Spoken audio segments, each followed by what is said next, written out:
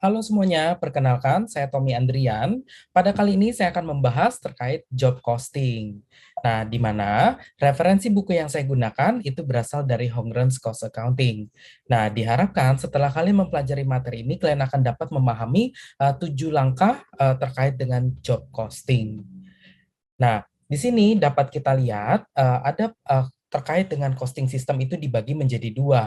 Ada job costing dan juga proses costing system. Nah, kiranya bedanya di mana? Nah, kalau job costing itu biasanya ini menunjukkan perhitungan biaya dari suatu pekerjaan yang akan dilaksanakan atas permintaan klien. Sedangkan kalau proses costing ini adalah biaya yang dikenakan untuk setiap proses yang akan dilaksanakan ketika perusahaan ingin menghasilkan suatu produk.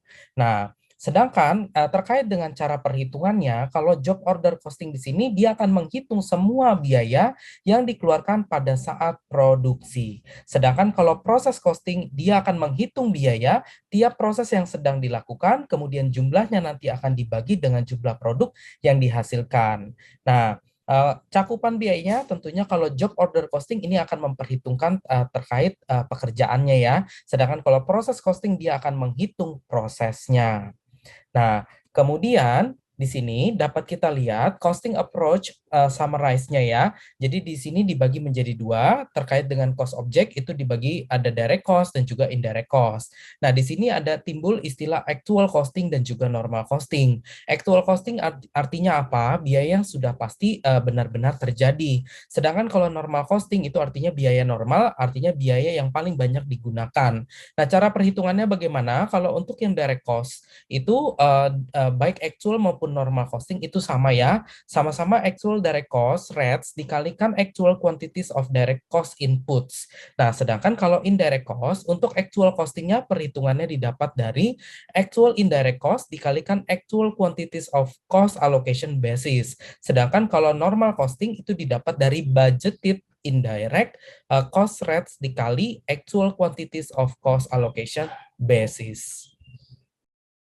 Nah, di sini ada 7 langkah untuk terkait dengan pengerjaan job posting ya. Yang pertama, kita harus mengidentifikasi pekerjaan yang akan menjadi objek biayanya itu apa.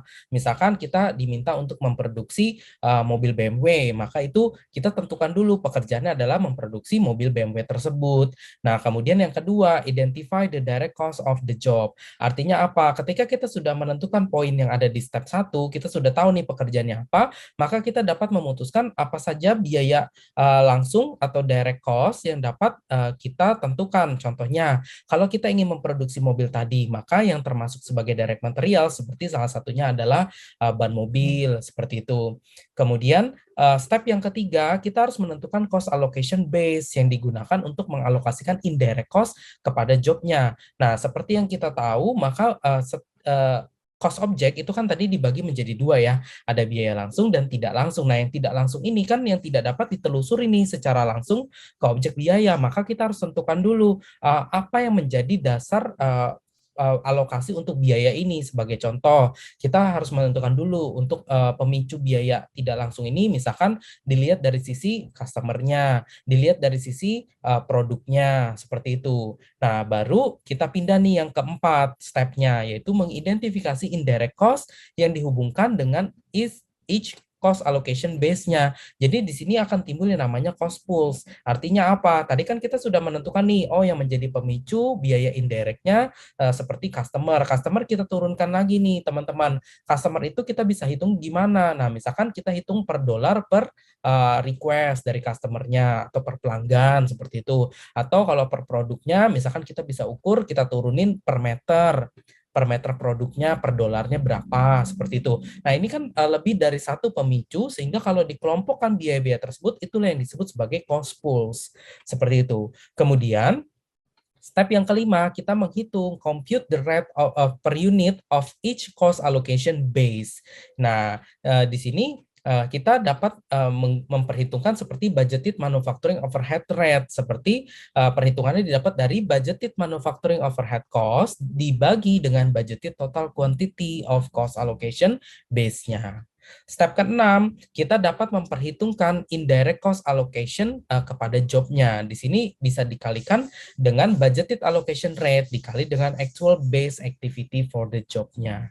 Nah, step yang ketujuh adalah kita mengcompute total job cost dengan menambahkan seluruh direct dan indirect cost secara bersama-sama. Nah, di sini kita bagi menjadi dua. Kalau direct manufacturing cost itu terdiri dari direct materials ditambah dengan direct labors.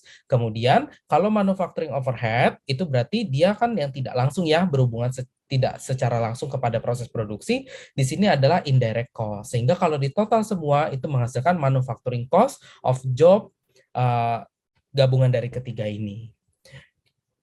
Oke, demikian informasi yang bisa saya sampaikan. Semoga bermanfaat. Terima kasih.